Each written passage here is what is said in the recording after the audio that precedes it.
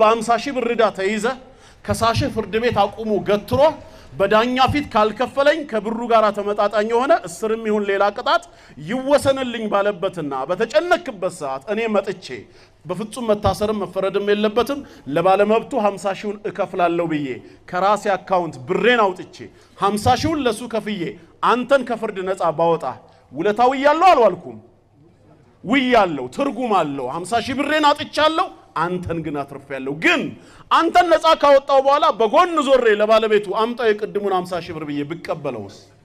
ትርጉም አለው እንዴ የለው ክርስቶስ ኢየሱስ እኔ መሞት የነበረብኝን እንደነሱ ነው እንግዲህ በኃጢአቴ ምክንያት መጥፋት የነበረብኝን እሱ ሞተልህ አሉኝ በሶስተኛው ቀን ግን ተመልሶ ተነሳ አሉኝ አሃ መጀመሪያም እኔ ላይ የሚፈረደው የ3 ቀን ሞት ብቻ ነበር ያንማ ኮና እኔ መክፈል ይችላልው አለ ኃጢአቴ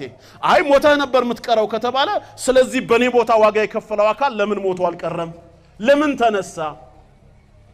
ክፍያው ትርጉም አልባ ነው አይ መልሳለን ይሏል ምን የሞተው ለኃጢአት ሲሆን የተነሳው ደግሞ ቂያማ መኖሩንም በዛው ሊነገር ነው ሰው ሞቶ አልቀረም ሞቶ እንደሚነሳ የትንሳኤ ብስራት ሊሆን ነው ይላሉ አሃ ከዛ በፊት አይታወቅም ነበር